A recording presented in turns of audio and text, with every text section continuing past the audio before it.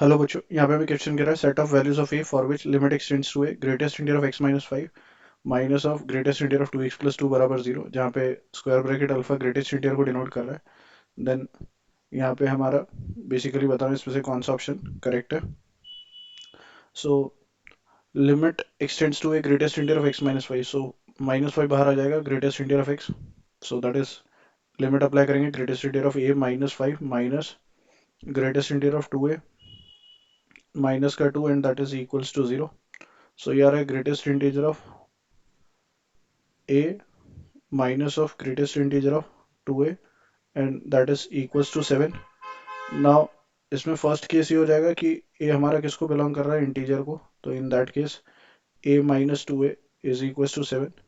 So minus of a बराबर में 7, सो a की वैल्यू -7 आ गई एक तो। और अगर a हमारा इंटीजर को बिलोंग नहीं कर रहा है, दैट मीन्स a का हमारा बेसिकली कुछ इंटीग्रल पार्ट भी है, कुछ फ्रैक्शनल पार्ट भी है। So greatest integer of i plus F, तो बेसिकली यहाँ पे वो हमारा हो जाएगा इंटीजर आई बाहर आ जाएगा and greatest integer of fractional part. So f की वैल्यू हमारी बेसिकली जीरो से वन के बीच में होती है, so greatest integer is going to be zero, so ये हो जाएगा i plus zero minus of, ये हो जाएगा हमारा बेसिकली कितना, two i plus two f का greatest integer and that is basically किसकी इक्वल है, 7 के।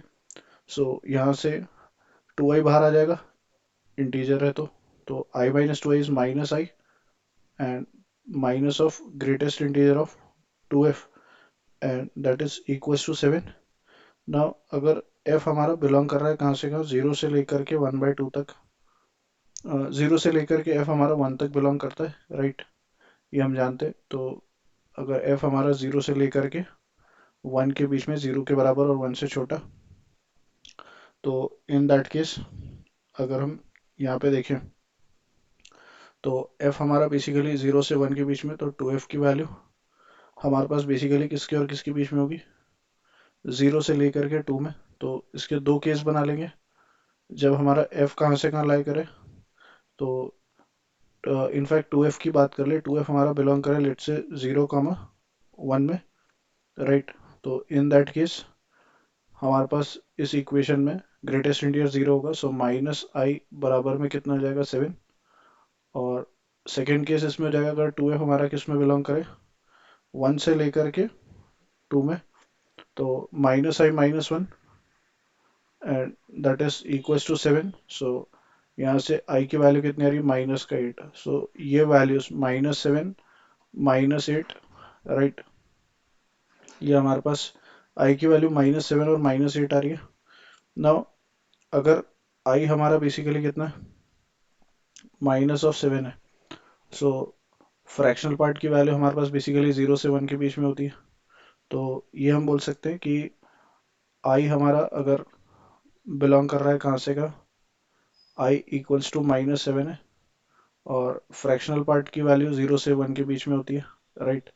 सो इसमें अगर हम लोग बेसिकली i ऐड कर दें, तो i plus F that is a and that is lying between कहाँ से का, तो ये आ जाएगा -7 बिकॉज i हमने ऐड करा, और ये कितना आ जाएगा, 8। तो एक तो ये इंटरवल आ जाएगा, ये हमारा कहाँ से कहाँ है, -7 से लेकर के कहाँ तक, 8 तक, राइट। भाई यहाँ पे हमने f की बात करी, f हमारा किस में है, 0 से 1 के बीच में, राइट। तो इन दैट f हमारा 0 से 1/2 होगा, बिकॉज इस पर्टिकुलर केस के लिए अगर हम देखें i हमारा -7 कब है, इसको वापस से देख लेते हैं। i हमारा -7 कब है, जब 2f 0 से 1 के बीच में, तो f कहाँ से कहाँ, 0 से 1/2।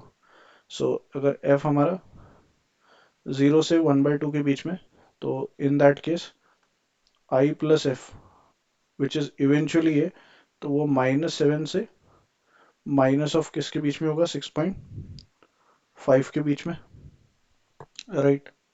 और इनफैक्ट यहाँ पे जीरो पे भी इक्वालिटी नहीं आएगी, राइट, बिकॉज फ्रैक्शनल पार्ट यहाँ पे कुछ ना कुछ तो होगा ही, क्योंकि वो इंटीग्रल नहीं है।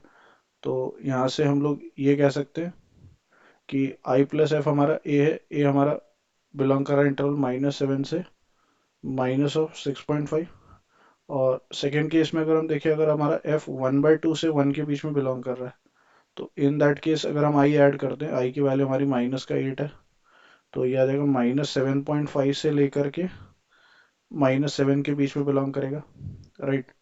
तो सारे तमाम केसेस को अगर हम यूनियन करें तो अल्टीमेटली ए की वैल्यू हमारी -7.5 से लेके -6.5 के बीच में आ रही है। दैट इज ऑप्शन 4 हमारा करेक्ट है। I hope you understood well. Best of luck. Thank you.